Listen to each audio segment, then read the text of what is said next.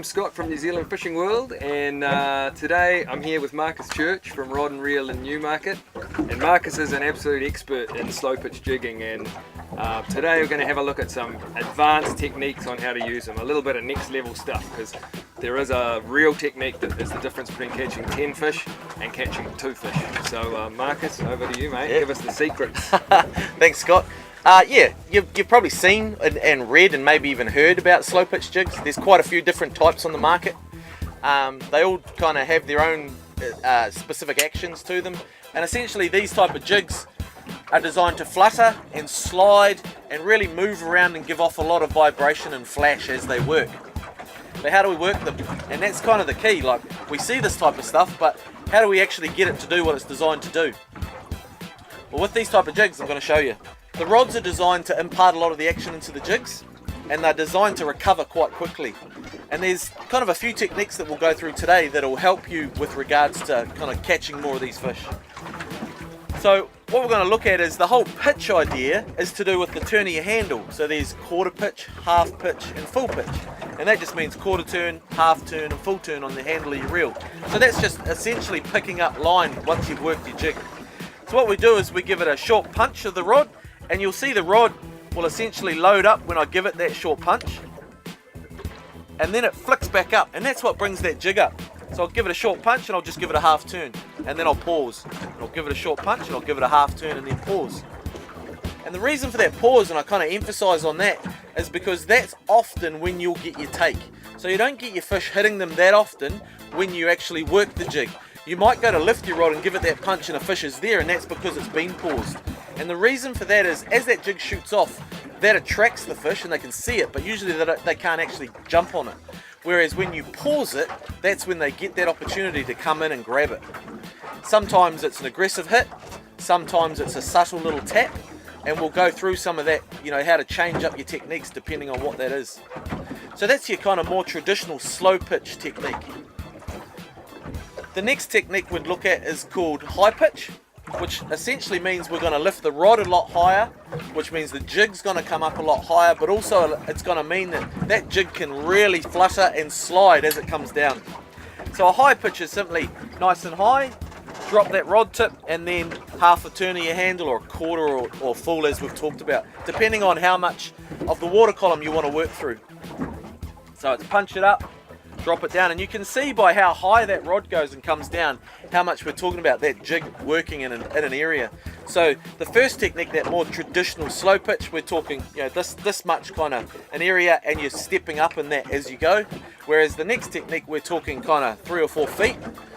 What that does is it means it gives off a lot more vibration and a lot more flash, because that jig works in a bigger area, which also means that fish can see it and essentially feel it from the vibration from a wider area. So mix it up is the key to this type of stuff. If you work the slow pitch technique and you're in, say, a workup condition, you can actually make the jig work quite quick. Your pauses can be a lot shorter because you've got fish all competing at once, so they'll aggressively come in and hit that jig. But if we're not in that type of situation, which is, you know, kind of 90% of the time, and we're just out over structure or over open ground, and we're reading our sounder and we're looking for sign, that's when we'll slow it down. So if the fish aren't actively feeding and they're not up off the bottom and they're not hitting your jigs and they're just tapping them, what we find is we slow things down a lot more, give the fish more time to get onto your jigs and more time to come in and tap them. If you are getting tapped but you're not getting those hookups, leave it in that zone a lot longer. So stay on that short traditional slow pitch technique, because then you're not pulling it away from them very quickly. If you go to that kind of high pitch technique in that situation, what can happen is you pull that jig a long way away from the fish, and the fish can become disinterested and move away.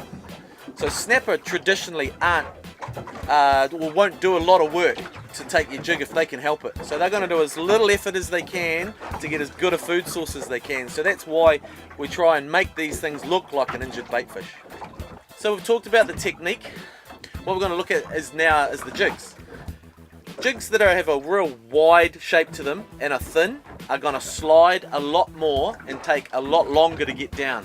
This one, which is a lot denser, the weight's a lot more distributed to the center, it's going to get down a lot faster. So on days when you're drifting quick, there's a lot of wind, you've got stronger currents, these are the jigs you pull out because they'll get down fast. So rigging these things, you'll see most of them will come with what's called a double hook rig. So you'll see these on in chiku skirts and things, but these ones are a little bit different. So the idea behind these ones is that in this Kevlar cord that is essentially attaching them is actually a fluorocarbon inside it. The reason for that is it keeps them a lot stiffer, so you can actually see these stay quite stiff. And the reason to keep them stiff is so that when a fish comes in to hit the jig, they're not all soft and fold out of the way. They stay in their place. 2 hooks rather than 1. Reason for that is essentially double your chances of hooking a fish. Where to put the hook? Usually most jigs give you an idea is that the eye on that jig will be the end that you'll attach to and put those hooks on. And essentially always tie your leader through the solid ring that's attaching your hooks. That way whenever you're hooked to a fish, you're always directly in contact with your hooks. And secondly, if you ever want to change that jig, you can just change the jig on and off with a split ring and you never have to cut your leader. So it makes things a lot faster and a lot more efficient. From here on in, it's up to you guys. Go out there and give it a go. If you haven't tried it, I would definitely recommend it. We find this technique is absolutely deadly.